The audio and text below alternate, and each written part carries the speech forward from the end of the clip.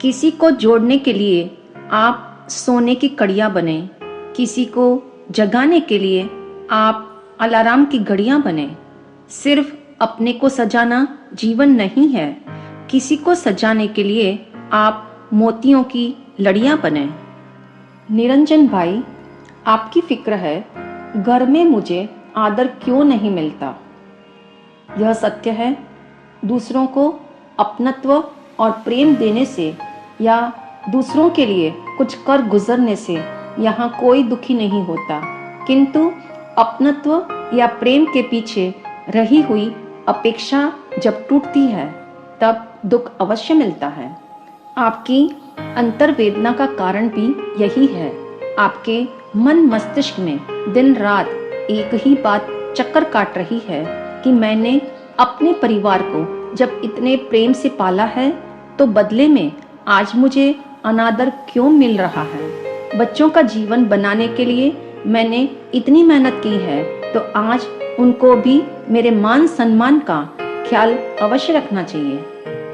यह हकीकत है।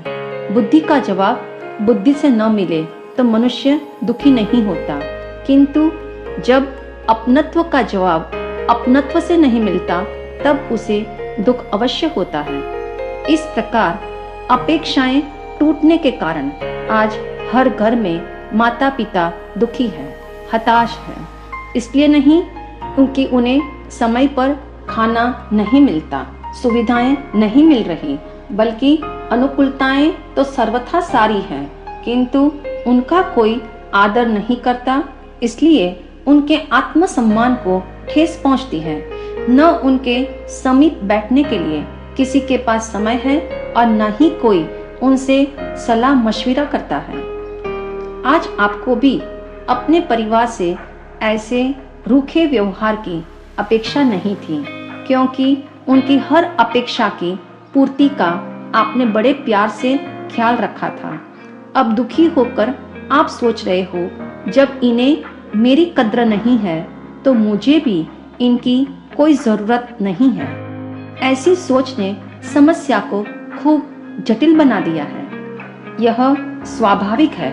व्यक्ति जिनके लिए कुछ करता है उनसे बदले में कुछ पाने की भी अपेक्षा रखता है, किंतु जब अपेक्षाएं टूटती हैं तो मन उदास और गमगीन हो जाता है। किसी के लिए कुछ करने की चाह रखना और उसके एवज में अपेक्षा पूर्ति की भी चाहत रखना, ये दोनों बातें एक साथ जब हो नहीं सकती तो मन में अंतर्दाह सुलगता रहता है। इसलिए यह समस्या मात्र आपकी ही नहीं, कमोबेश प्रत्येक माता पिता की है। आज का इंसान अपेक्षाओं के कारण शिकायतों से और चिंताओं से घिरा हुआ है। अपेक्षा के खंडित होने से मनुष्य की जिंदगी में अस्त व्यस्तता, निराशा और कुंठा ने अपना साम्राज्य जमा लिया है। मान लो आप किसी ऐसे मित्र के घर जाते हो जहां आपको पता है वह तो पानी के लिए भी नहीं पूछेगा, किंतु वह प्रेम पूर्वक खूब वेलकम करे, अच्छी खातिरदारी करे, मान सम्मान करे, मधुर वचन बोले, तो आपका मन प्रसन्नता से भर जाएगा। उस मित्र के प्रति आपके मन में अच्छे भाव जागेंगे। इसके विपरीत यदि आप किसी ऐसे रिश्तेदार के घर जाते हो जहां लगता है वह आपका खूब आदर करेगा या बड़े प्रेम से भोजन कराएगा और आपके दुखों के प्रति सहानुभूति की संवेदना भी प्रकट करेगा, किंतु वह आपका हालचाल भी न पूछे, तब आपका मन पीड़ा से तड़प उठेगा। उस रिश्तेदार के प्रति आपके मन में दुर्भाव जागेगा। इससे एक बात स्पष्ट हो गई, जीवन में सुख दुख का ताल्लुक दूसरों से नहीं अपितु अपनी आशा और अपेक्षा से है। यदि अपेक्षाएं कम है तो जितना भी मान सम्मान मिले उससे खुशी ही मिलेगी। तनाव और निराशा का उद्गम अपेक्षा में ही छिपा हुआ है। आध्यात्मिक कवि आनंद गंजी भी कहते हैं, आशा औरन की क्या कीजे, ज्ञान सुधारस पीजे। अर्थात रे मन, तू दूसरों की आशा पर क्यों जी रहा है? इन अपेक्षाओं को छोड़कर ज्ञान रूपी अमृत पी ले, तभी तुझे शांति मिलेगी। निरंजन भाई, आप भी यदि जीवन की हर स्थिति में सुखी एवं प्रसन्न रहना चाहते हो तो जिनके लिए कुछ किया है उनसे पाने की अपेक्षा मत रखो। जब अपेक्षा नहीं होगी तो जो भी मिलेगा उससे मन प्रसन्न हो जाएगा। सच तो यह है निरंजन भाई, इंसान को घर वालों से सर्वाधिक अपेक्षाएं रहती हैं, इसीलिए उनसे दुख भी सर्वाधिक मिलता है। बाहर वालों से अपेक्षाएं कम होती है या नहीं होती है, अतः लगता है सभी लोग मेरा खूब आदर कर रहे हैं। अपेक्षा के साथ एक बहुत बड़ी मुसीबत यही है कि अपेक्षा पूर्ति का सुख चाहे कितना भी मिले पर सदा कम लगता है। अपेक्षाओं का गणित ब्लॉटिंग पेपर पर पड़े हुए स्याही के बिंदु जैसा है। यदि एक अपेक्षा पूर्ण हो भी गई तो वह नई 10 अपेक्षाओं को जन्म देती है। वह 10 आगे 100 अपेक्षाओं को जन्म देती हैं। ऐसे में अपेक्षा की चिंगारी को बुझाना ही श्रेयस्कर है। इसीलिए योग बिंदु ग्रंथ में आचार्य हेमचंद्र ने कहा है, जो विचक्षण है वे अपेक्षा को छोड़कर समता के सुख का फल चखते हैं। समझने योग्य फैक्ट तो यही है कि जब भी मन किसी व्यक्ति के साथ अपेक्षा से जुड़ जाता है तो अपेक्षा केंद्र बन जाती है और जिससे अपेक्षा है उसे हम परिधि पर ले आते हैं। तत्पश्चात मन कहता है, यदि ये व्यक्ति मेरा कहना मानेगा तो मैं उससे प्रेम करूंगा और उसकी हर चाहत भी पूर्ण करूंगा। जहां अपेक्षा मुख्य बन जाए वहां व्यक्ति के व्यक्तित्व की उपेक्षा हुए बिना नहीं रहेगी, क्योंकि दुख, तनाव और निराशा का मूल कारण अपेक्षा ही है। निरंजन भाई, अपनी व्यथा से आपको बचना हो और वृद्धावस्था को गौरवशाली बनाना हो तो आपको अपनी जीवन शैली को कुछ बदलना होगा और परिवार वालों के अनुकूल होकर रहना भी होगा। आज तक बच्चों ने आपकी मर्जी ना मर्जी का ध्यान रखा हो या न रखा हो, किंतु अब आपको थोड़ा उनके अनुकूल होकर भी जीना चाहिए। सच तो यह है, इस संसार में किसी के भी सारे सपने कभी पूरे नहीं होते, कुछ तो अधूरे रहेंगे ही। केवल इस कारण से हमें यह हक नहीं मिलता कि हम अपने सपने को पूरा होने का बोझ दूसरों पर डालें। जो इस धरती पर जन्म लेता है उसके भी अपने सपने होते हैं और वह अपनी ही स्वप्न सिद्धि के बारे में सोच रहा होता है। यदि हम उसके ध्येय पूर्ति में सहायक हो सके तो बहुत अच्छा, किंतु अपनी अपेक्षाओं का बोझा तो जबरन उस पर कदापि न डाले। यूं भी वृद्धावस्था अनुभवों का भंडार जरूर है, लेकिन इस भंडार के रत्नों को जहां तहां बिखेरना कदापि ठीक नहीं है, वरना ये अमूल्य रत्न किरकिरी बन जाएंगे। बिना मांगे सलाह, बिना मांगे उपदेश देने से भी बचना चाहिए। कहते हैं 12 वर्ष के बाद पुत्र भी मित्रवत हो जाता है और मित्र के साथ संवाद होता है, विवाद कभी नहीं। बच्चों के जीवन में अकारण ताक झांक करने की आदत के कभी बड़े घातक परिणाम भी हो सकते हैं। समझ नहीं आता मनुष्य का मन दूसरे का अंतस्थल खोदने के लिए क्यों परेशान है। इसके बदले अपने भीतर ही जो गहरा समुद्र भरा हुआ है उसी में मोती खोजे तो कैसा रहे। यह हकीकत है।